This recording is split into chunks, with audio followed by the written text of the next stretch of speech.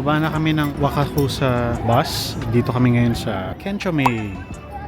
So ang pool dito, ito yung sasakyan namin, yung 78. So inaabangan lang namin siya dumating. Papunta dun sa next destination namin. At sa likod namin yung mga deer. Pero hindi ko na in-explore tong area na to dahil medyo crowded dito. So doon tayo sa next destination na. So papunta kami ng Tosho Daiji Temple. Yun yung next destination namin dito sa Nara. Pero stopover muna sa JR Nara Station. Halos isang oras din na biyahe doon sa bus na yun. Sinakyan namin. Dito na kami sa Tosho Daiji Temple. Wala masyadong pumupunta rin dito. O hindi na siya talaga puntahan ng mga turista. Pero pwede nyo rin itong gawin. Nandito kayo sa Nara. So ito yung entrance ng temple. Ito yung entrance fees and details. Nasa around 1,000 yen. Opening hours niya 8:30 to 5. Ito yung magiging bibigay sa inyo na ticket for entrance. Pasok tayo. The World Heritage Koshai Daiji, historic monument of ancient Nara. Tosho Daiji Temple is the head temple of the Ritsu sect of Buddhism. Kondo, seen in the front when passing through Nanda Moon, is the building represents Tosho Daiji Temple. Tosho Daiji was the first temple in Japan to be devoted to one of the Chinese Buddhist denomination, namely the Nanzan school. This long building is sleeping quarters of the monk. In the southern half, Raido is used as venue for worship. Next, so pasukin natin tong temple na to. Pero no pictures. Sedentary image of Ganjin Waho.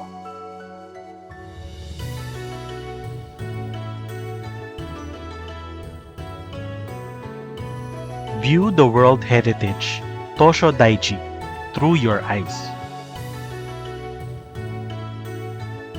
The tomb of Monk Ganjin is located in a quiet spot in the northeast part of the temple grounds.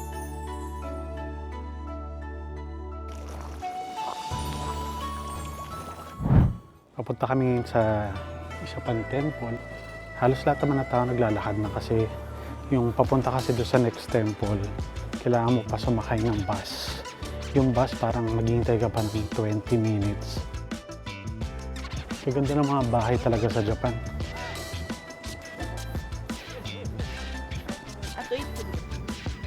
On to our next temple.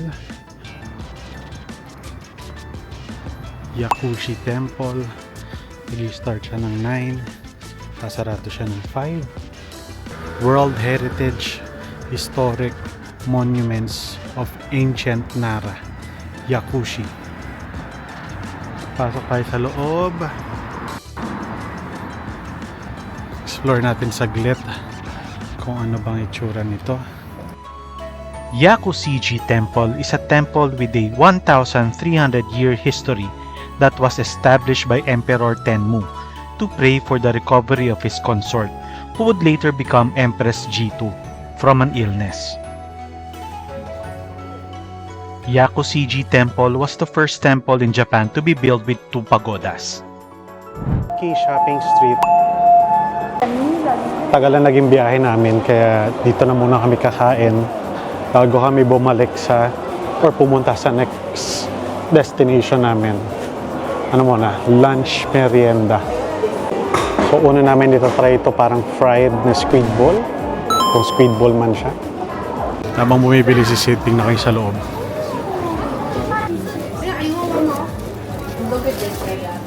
Parang mochi.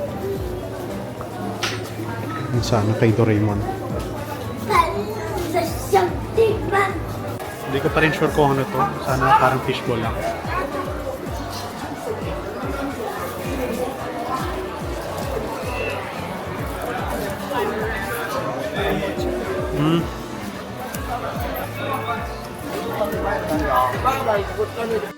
Yung kinain namin na una ay 150 pesos. So pang ano lang, merienda. On to our next street food, tonkatsu. Pero gusto ko na tuloy kumain.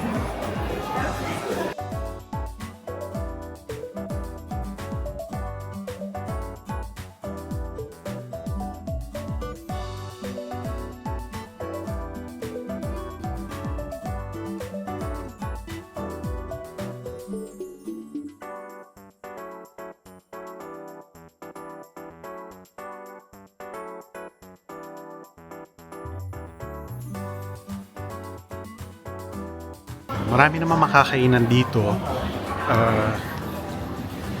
Kung nagugutom kayo, no? I think pare-pareho lang naman sila ng price din sa mga ibang restaurant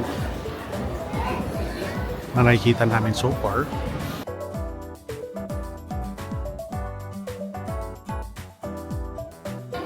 Isang pahaba siya ng mga halo ng shopping at saka kainan. So, pwedeng-pwede dito, ano, kung nagugutom kayo. Puro Japanese food naman ang in-offer nila. So, okay lang. So, another mochi. Ang pa rito sa dulo ng market.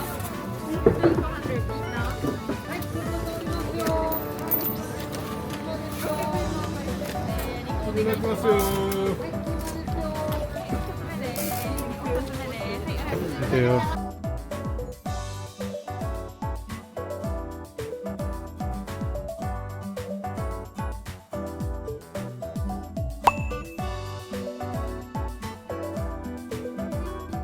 Ito yung proper meal ko dito sa Japan. Para lang siyang mga yabu sa atin. Hindi din rice, cabbage.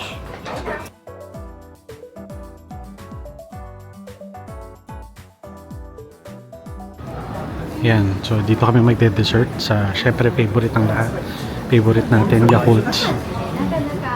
May Myanmar. It's an ice cream. Ice cream. Two, thank you. Cash only, okay? Yes. Thank you. Sa mga mahilig sa Yakult, pinalaking ng Yakult. Ayan.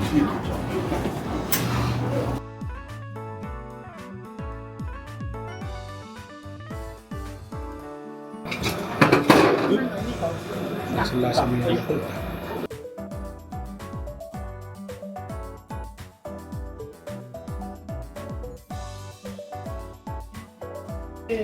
So dito sa Yakult, may iba-ibang klase silang produkto na may halong Yakult. Ito yung pinaka-kakaiba. Noodles. Noodles na may Yakult.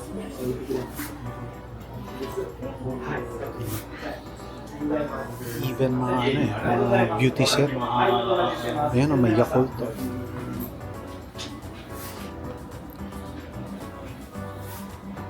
Galing naman ng Yakult. Yakult Collagen.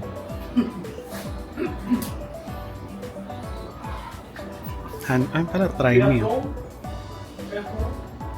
Philippines. Philippines, yes. Yakult shop, new shop. Only one. Japan only one. Oh, really? That's why. Yeah. Japan Yakult Cosme very popular. Really? This is our first time seeing that Yakult has a cosmetics. Yeah.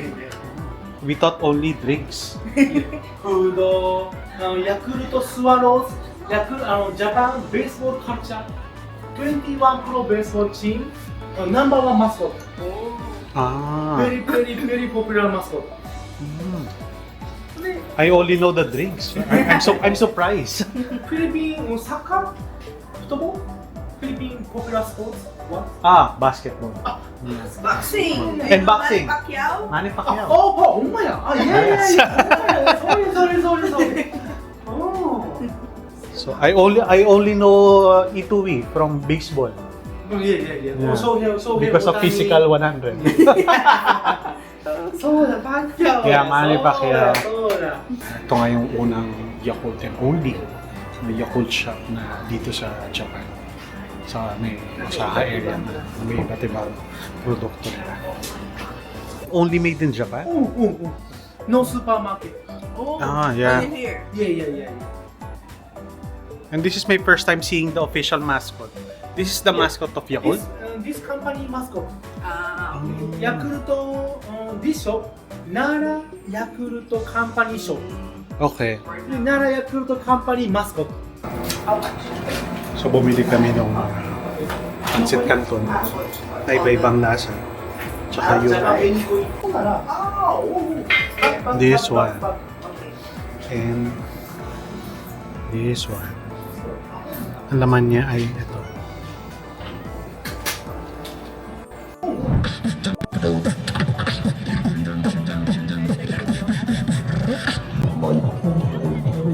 Dito na tayo ngayon sa area ng Dotonbori. Hinahanap namin yung syempre yung sikat na Glicoman. Pero nandito na yung sa area na to.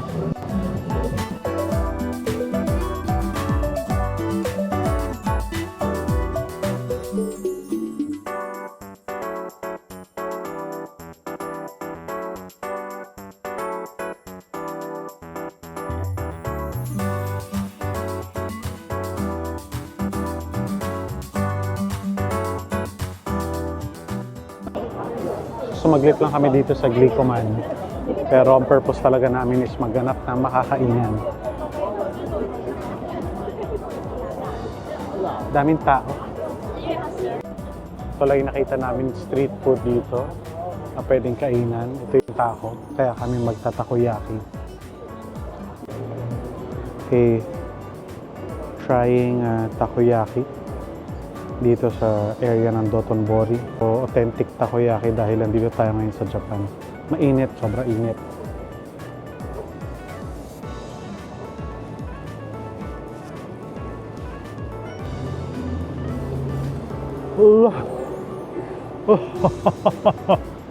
Sobrang init.